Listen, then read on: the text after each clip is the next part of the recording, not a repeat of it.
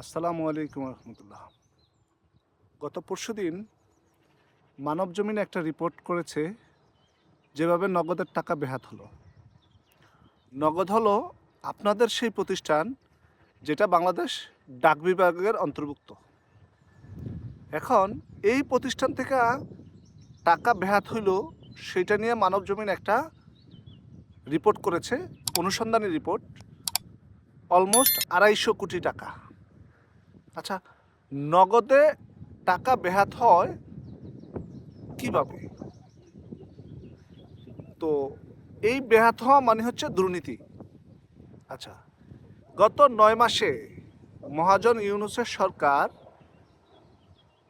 দুর্নীতিতে চ্যাম্পিয়ন বলতে চ্যাম্পিয়নের উপরে যদি কোনো শব্দ চয়ন থাকে সেই পজিশনে পৌঁছে গেছে। একটা প্রবাদ ছিল এরকম, আমাদের সেই ছেলে বড় হবে কবে, কথায় না বড় হয়ে কাজে বড় হবে। এখন এটা এরকম হয়, আমাদের সেই ছেলে বড় হবে কবে, কথায় না বড় হয়ে দুর্নীতিতে বড় হবে। আপনি মনিব যদি ভালো হয় তাহলে মনিবের নিচে যারা আছে তারা সবাই ভালো হইতে বাধ্য। তো আমাদের যেই বটগাছ বর্তমানে, সে বটগাছই ঝামেলা, মানে মহামনিবই ঝামেলা। এই দুর্নীতিবাজ মহামনিব আপনার হচ্ছে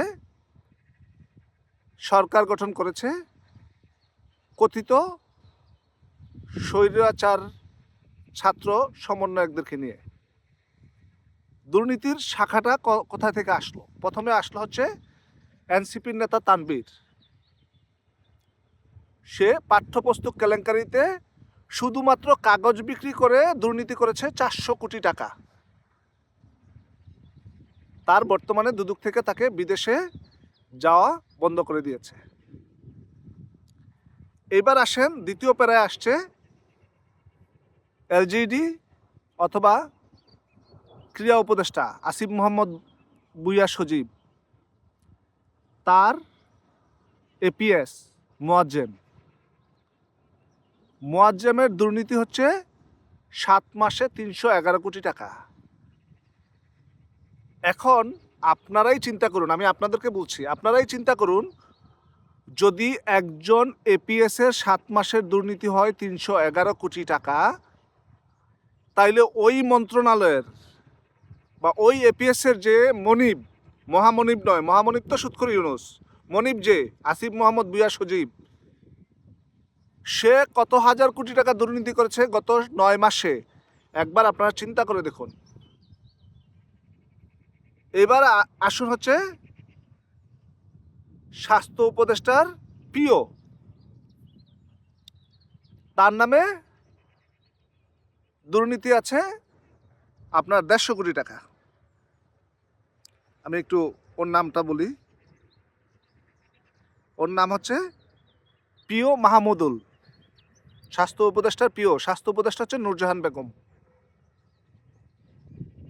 তাহলে নূরজাহান বেগমের দুর্নীতি কতটুকু, আর নূরজাহান বেগমের মহামনিব যে, তার দুর্নীতি কতটুকু, একবারও কি চিন্তা করেছেন আপনারা?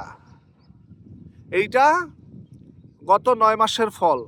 এবার আসেন মানবজমিন যে রিপোর্টটা করেছে, আমি রিপোর্টটা সংযুক্তি করে দিব আমার এই ডিসক্রিপশনে, আপনারা পরে দেখেন। অনুসন্ধানী রিপোর্ট, মজা লাগবে আপনাদের।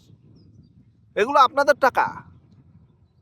ওইখানে আতিকুল ইসলাম, নাহিদের সাবেক পিএস, বর্তমানে প্রধান উপদেষ্টার আন্ডারে ডাক ও টেলিযোগাযোগ মন্ত্রণালয়ের বিশেষ সহকারী আবু তৈয়ব, ওর পিএস। আবু তৈয়ব ইম্পোর্টেড দেশের নামাল, বাহির থেকে ইম্পোর্ট করে আনছে মহাজন দুর্নীতিতে অংশগ্রহণ করার জন্য। এখন তার দুর্নীতি হচ্ছে 250 কোটি টাকা নগদ থেকে। এই টাকা কিন্তু নগদের না, এই টাকা হচ্ছে আপনার আমাদের অ্যাকাউন্টের টাকা। এক সময় দেখবেন যে নগদ আপনার অ্যাকাউন্টে 20,000 টাকা আছে, আপনি টাকা সেন্ড মানি করার জন্য রিকোয়েস্ট করেছেন, আপনি টাকা পাচ্ছেন না। এবার আসেন আতিকের বউরে নগদে একটা পোস্টে নিয়োগ করেছে, যেখানে তার স্যালারি হচ্ছে 1 লাখ সামথিং, যে মেয়ে হচ্ছে মাত্র অনার্স কমপ্লিট করা, তার কোনো প্রাতিষ্ঠানিক যোগ্যতা নেই, লজিস্টিক ম্যানেজার হিসেবে নিয়োগ করেছে। আতিক দুর্নীতিটা করেছে হচ্ছে ডেপুটি সিইও তৌকির সাথে মিলে আতিক এই দুর্নীতির মহোৎসব করেছে। এবং মানে ওই রিপোর্টে বলা আছে যে তৌকিকে গোয়েন্দা সংস্থা বাসা থেকে তুলে নিয়ে গিয়েছিল। ওই যে প্রধান উপদেষ্টার বিশেষ সহকারী, ইম্পোর্টেড ফ্রম অ্যাব্রোড, ওই মালের প্রেসারে আতিক তৌকিকে ছেড়ে দিতে হয়েছে। এখন দেখেন, আপনারা হয়তো বা অনেকেই আমাকে বলবেন, আমাকে করবেন, বকাঝকা করবেন যে হাসিনা কি দুধের দোয়া তুলসী পাতা ছিল? হাসিনা আপনি 16 বছরে দেশে যেই পরিমাণ উন্নয়ন করেছে, উন্নয়নের পরে হয়তোবা কতিপয় নেতা অসৎ উদ্দেশ্য নিয়ে দুর্নীতি করেছে। এখন আমার প্রশ্ন হচ্ছে, গত 9 মাসে ওরা কি করেছে?